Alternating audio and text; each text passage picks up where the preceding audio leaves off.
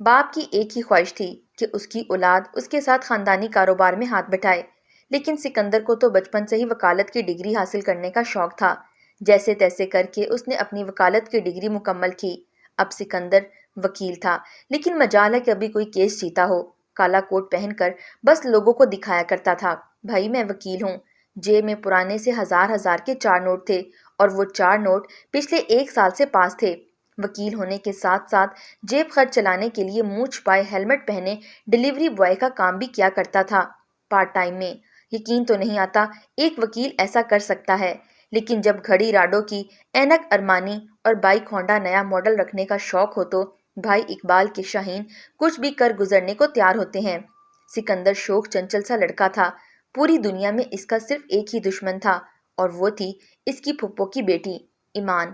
دونوں ایک دوسرے کو دیکھنا تک پسند نہیں کرتے تھے، جانے ایسی کیا وجہ تھی کہ دونوں میں اس قدر نفرت تھی۔ لیکن ایک بار ایمان نے سکندر کو ایک لڑکی کے ساتھ دیکھا تھا اور گھر آ کر بتا دیا۔ سکندر لڑکیوں کو بائک پر بٹھا کر گھماتا ہے۔ سکندر کی اچھی خاصی عزت افزائی ہوئی تھی گھر والوں سے، اوپر سے پورے خاندان میں بات پھیل گئی، سکندر لڑکیوں سے دوستی کرتا ہے، آوارہ لڑکا ہے۔ سکندر کو بہت غصہ تھا، دل چاہ رہا تھا کہ ایمان کو قتل کر دے۔ ایمان کپڑے واش کر رہی تھی، جان بوجھ کر واشنگ مشین کی وائر توڑ دی، پھر بیچاری کو 20 سوٹ ہاتھ سے ہی دھونے پڑے۔ سکندر نے کان میں آہستہ سے کہا، وکیل سے دشمنی کرو گی تو ایسا ہی حال ہوگا، اور جو تمہاری وجہ سے سارے خاندان میں میری بے عزتی ہوئی ہے، اس کا بدلہ تو میں لوں گا۔ ایمان کپڑے واش کرتے ہوئے بولی، شکل دیکھی ہے اپنی، بندر کہیں کے۔ شکل سے ایسے لگتا ہے کہ تم افریقہ سے آئے ہو، کیونکہ ایمان خوبصورت لڑکی تھی اور سکندر گندمی رنگ کا۔ دن گزرتے گئے، ایمان کے لیے رشتہ آیا۔ لڑکا بیرون ملک کسی کمپنی میں انجینئر تھا، مہینے کا 3 سے 4 لاکھ کماتا تھا، اور شادی کے بعد وہ ایمان کو ساتھ لے جانا چاہتا تھا۔ رشتے کی بات چل رہی تھی۔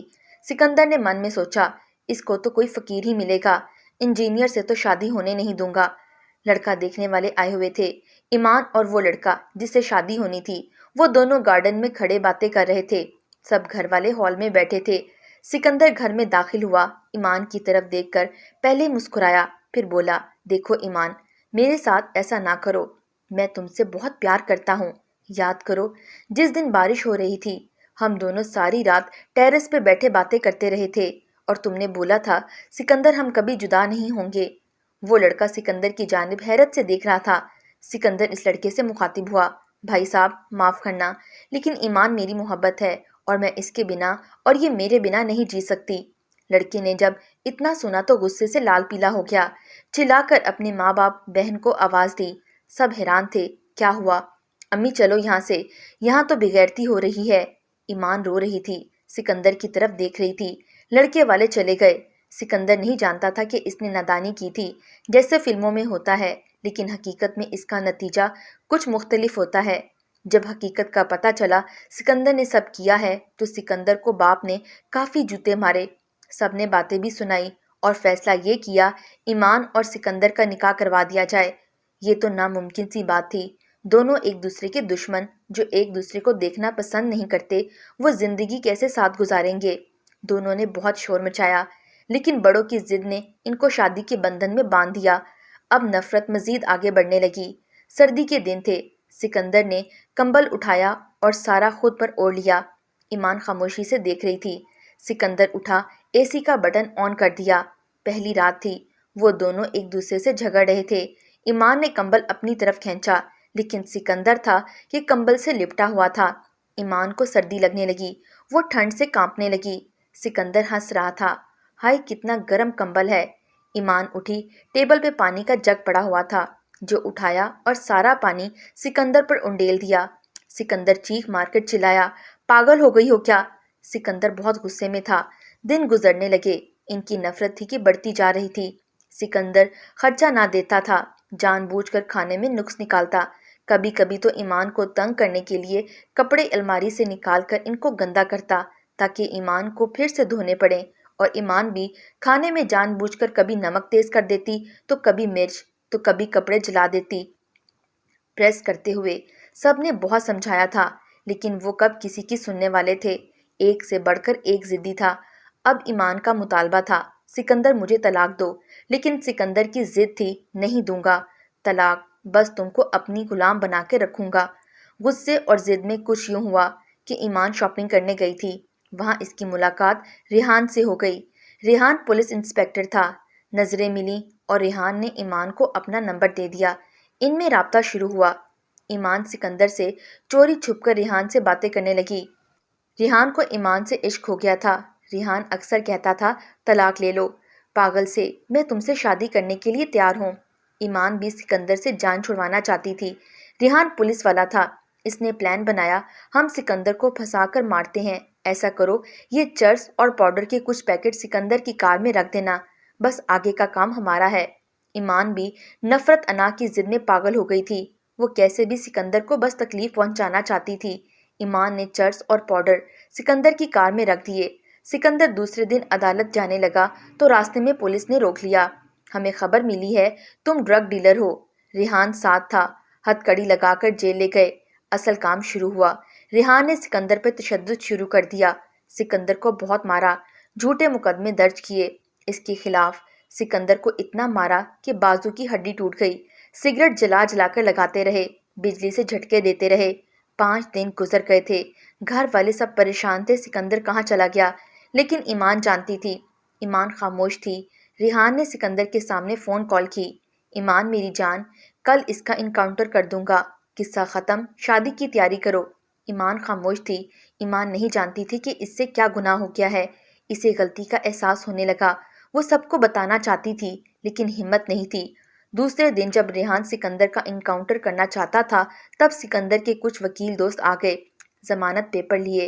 रेहान हैरान था, इनको कैसे पता चला सिकंदर हमारे पास है। सिकंदर के दोस्तों ने जमानत पेपर दिए लेकिन असल मसला ये था, रेहान ने एफआईआर नहीं बनाई थी। अभी तक इसके पास सिकंदर को रहा करने के अलावा कोई और दूसरा रास्ता नहीं था। इसने गैर कानूनी तौर पर सिकंदर को गिरफ्तार करके कैद में रखा था। वो वकील से मुकाबला नहीं करना चाहता था। सिकंदर को रहा कर दिया। सिकंदर 7 दिन बाद घर आया। चेहरे पर जख्मों के निशान थे। अम्मी, अब्बू, बहन, भाई सब परेशान हो गए सिकंदर को देखकर। सिकंदर ने मुस्कुराकर बताया, कुछ नहीं हुआ, एक एक्सीडेंट हो गया था, बस सिर्फ चेहरे के जख्म दिखाए थे। सिकंदर ने सिगरेट से जले हुए और बिजली के झटकों से जला हुआ जिस्म किसी को ना दिखाया। कमरे में चला गया। इधर रेहान कुछ परेशान था, कहीं सिकंदर कुछ कर ना दे मेरे खिलाफ। ईमान कमरे में आई। सिकंदर मुस्कुराया, पड़ गई ठंड, आ गया सुकून। बहुत मजा आया होगा ना मेरी यह हालत करवा कर। ईमान खामोश थी। ईमान की तरफ देखकर बोला, मैं तुम्हारे और रेहान के बारे में सब जानता था। मैं जानता था तुम दोनों की प्लानिंग क्या थी, कैसे मुझे फंसाना है तुम दोनों ने। मैं भी खामोश रहा, एंजॉय करता रहा। मैंने अपने दोस्तों को सब बताया हुआ था। ईमान ने सर झुका लिया। ईमान डर गई थी। सिकंदर अब सबको बताएगा। लेकिन सिकंदर ईमान की जानिब देखकर बोला, तुम बीवी हो मेरी। मैं ना तो तुम्हारा दामन दागदार करूंगा ना तलाक दूंगा। और ये राज हमेशा राज रहेगा कि तुमने मेरे साथ ये सब कुछ किया। खुश हो ना अब। ईमान का गरूर पल भर में खाक हो गया। ईमान रोने लगी। सिकंदर, मैं हार गई, तुम जीत गए। मुझसे बहुत बड़ा गुनाह हो गया। सिकंदर, माफ कर दो। आज के बाद मैं तुम्हारी गुलाम हूँ। चाहो तो मुझे पल पल दर्द दो, तड़पाओ, लेकिन मैं अब तुम्हारे कदमों में जिंदगी गुजारना चाहती हूँ। सिकंदर ने मुस्कुराकर ईमान की तरफ देखा और कहा, हम पागल, अना और जिद में एक दूसरे से कितनी नफरत करने लगे थे। जितना कसूर आपका है इतना ही गुनाह मेरा भी है। हम खुद ही अपने दुश्मन थे। हम वफाएं छोड़कर जफाएं खरीद रहे थे। और हमेशा वो लोग बर्बाद रहते हैं जो झुकना नहीं जानते, जो माफ करना नहीं जानते, जो अना और जिद नहीं छोड़ते। गलत हम दोनों थे। चलो अब हम मोहब्बत वाली जिंदगी का आगाज करते हैं। इधर खबर मिली, रेहान एक एक्सीडेंट में मर चुका है। ईमान फूट फूट कर रोने लगी। दोनों मोहब्बत पर ईमान ले आए थे। आखिर जफा हार गई, वफा जीत गई। नफरत खत्म हुई, मोहब्बत का आगाज हुआ। जिद, अना और गरूर, इनका अंजाम बर्बादी के सिवा कुछ भी नहीं होता। दोनों खुशी खुशी जिंदगी गुजारने लगे। किसी ने इनकी खुशहाल जिंदगी को देखकर सवाल किया, कामयाब जिंदगी का क्या राज है। उन्होंने कहा, जब आप निकाह के बंधन में बंध जाओ तो अपने रिश्ते में अना और गुरूर मत लाना। ये रिश्ता कमजोर कर देता है।